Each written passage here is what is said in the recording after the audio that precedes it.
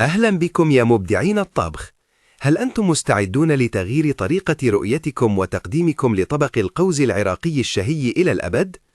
انسى كل ما تعرفه عن تقديم القوز. اليوم سنحول هذا الطبق الأسطوري إلى تحفة فنية مذهلة تجعل كل ضيوفك يلتقطون الصور قبل أن يتذوقوا. القوز لحم خروف يذوب في الفم، أرز عطري غني بالنكهات، إنه احتفال بحد ذاته. لكن السر اليوم ليس فقط في الطعم الرائع، بل في فن التقديم الذي سيجعله ترند على مائدتك. البداية بلحم خروف متبل بعناية وبهاراتنا السرية. يطهى لساعات طويلة حتى يصبح طريا جدا، لدرجة أنه يتفكك بمجرد لمسه. هذا هو سر اللحم المخملي الذي يأسرك من أول لقمة. الأرز الذهبي المطبوخ بمرقة اللحم الغنية ينتظر دوره ليصبح قاعدة لوحتنا الفنية. كل حبة أرز مشبعة بالنكهة مع لمسة من الكركم ليعطيه لونا مشرقا يفتح الشهية.